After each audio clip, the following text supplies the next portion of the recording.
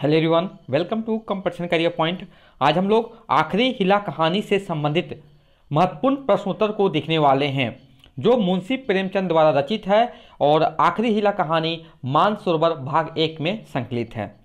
अगर आप झारखंड पीजीटी हिंदी का प्रिपरेशन कर रहे हैं, अगर कोई भी कंटेंट का पीडीएफ चाहिए तो आप इस व्हाट्सएप नंबर पर कॉन्टेक्ट कीजिए 7004501486।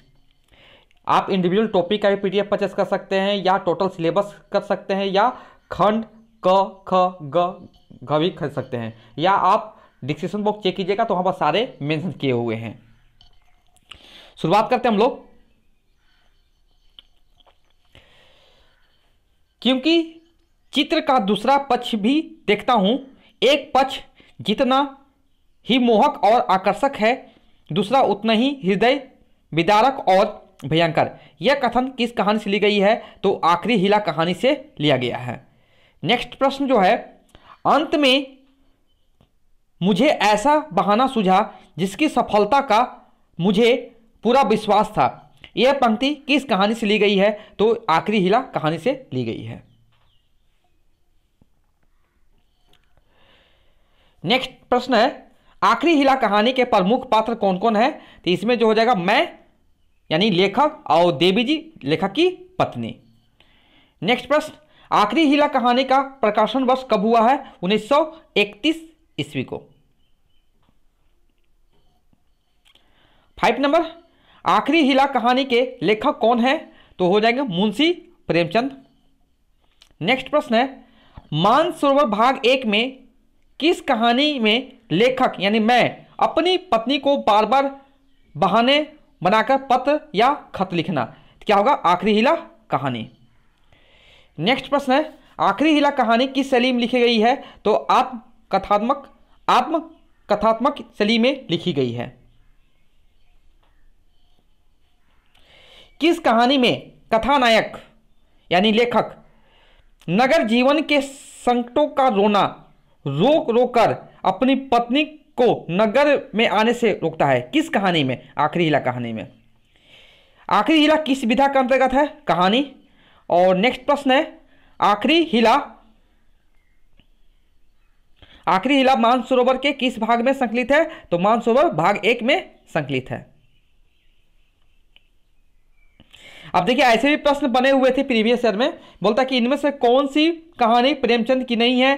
तो देखिए, इसमें घास वाली बिल्कुल प्रेमचंद की कहानी है, पूस की रात ये भी है और आखिरी हिला ये भी है, लेकिन मिसपाल ये प्रेमचंद की कहानी नहीं है, ये किसकी कहानी है? मोहन राकेश जी का है। नेक्स्ट प्रश्न है, हिंदी कहानी में यथार्थवादी परंपरा की नींव किसने डाली थी? तो मुंशी प्रेमचंद ने। प्रेमचंद के तीसरे दौर की कहानियां किस श्रेणी में आती है? तो यथार्थवादी।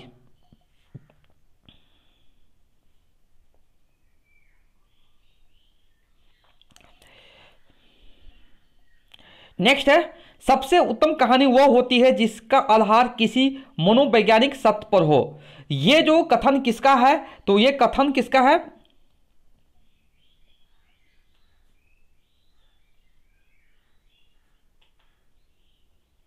तो ये जो कथन है मुंशी प्रेमचंद का है और कहानी की उत्तमता और अनुत्तमता के संबंध में मानसरोवर के प्रकथन में प्रेमचंद ने लिखा है। 15 नंबर है, इन कहानियों में प्रेमचंद की कहानी कौन सी है? तो देखिए, पत्नी, सुखमय जीवन, खेल, आखिरी हिला। तो यहां पर हो जाएगा आखिरी हिला कहानी। 16 नंबर है, मानसरोवर नामक पुस्तक के विभिन्न खंडों में किस साहित्यकार की कहानियां संकलित है? तो मुंशी प्रेमचंद। प्रेमचंद की कहानियों का संग्रह मानसरोवर कितने भागों में प्रकाशित है? तो यह हो जाएगा आपका 8 भाग में। किस काल की कहानियां मध्यकालीन प्रेम कथाओं, लोक कथाओं, स्वप्न कथाओं पर आधारित थी? प्रेमचंद पूर्व। यह है आज का अंतिम प्रश्न। प्रेमचंद ने लगभग कितनी कहानियां लिखी हैं? 300 से लगभग 300 से अधिक कहानियां प्रेमचंद ने लिखी है। अब हम लोग देखते हैं आखिरी हिला कहानी का सारांश।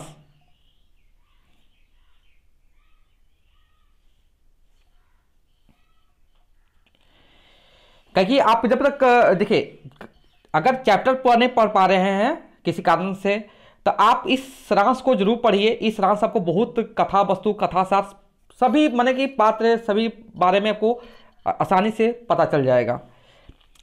आखिरी हीला कहानी आत्मकथात्मक शैली में लिखी यह मनोरंजनात्मक कहानी है।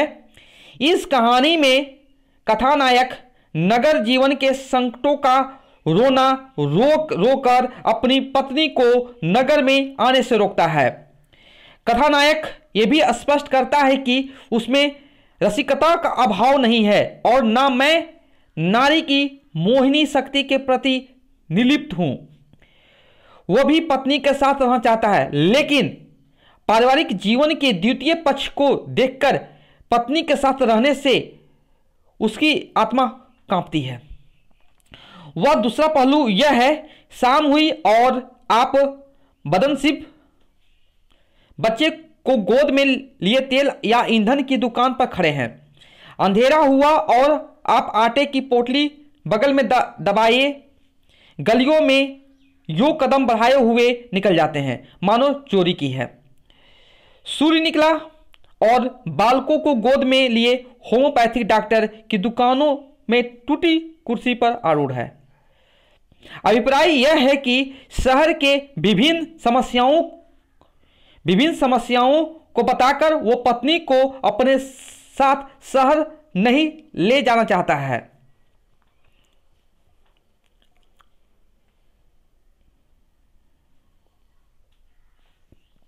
नायक की पत्नी का आग्रह बढ़ता है कि उसे अपने साथ ले जाए।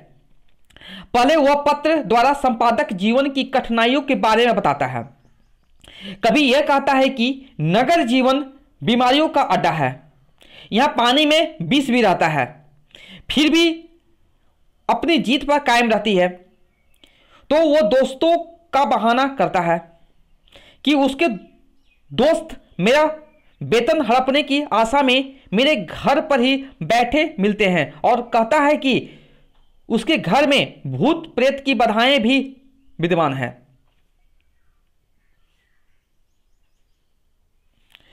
इन सारी बातों को सुनकर भी वह अपनी जीत पर अडिग रहती है। तब वह अंतिम बहाना बनाता है कि यहां शहर की महरियों की सुंदरता और तथा सदैव सजी धजी रहने का उल्लेख करता है। उनके इस मटकने और मुस्काने के कारण बहुत कम शरीफजादियां शहरों में आती हैं। उसको लगता है कि महरियों के डर से वह शहर में नहीं जाएगी, लेकिन पत्नी दूसरे दिन शहर में आती है और कहती है, घर में कोई चुड़ैल बैठी तो नहीं है? यहाँ किसी ने कदम रखा तो नाक काट लूंगी, हाँ जो तुम्हारी सह ना हो। प्रस्तुत कहानी नागरिक जीवन की कठिनाइयां और संपादक के जीवन को उजागर करती है। कहानी में पत्नी अपने पति से बहुत प्रेम करती है, इसलिए उसके सारे बहाने सुनती है और उसको नज़रअंदाज भी करती है, लेकिन महरियों का बहाना करता है तब इस डर से नहीं कि पति महरियों को चुगल में ना फंस जाए। इस डर से पत्नी तुरंत ही शहर अपने पति के पास आ जाती है और उसे विश्वास है कि मेरे रहते हुए पति सभी बातों से सुरक्षित रहेंगे। ये था आखिरी हीला का कहानी का सारांश।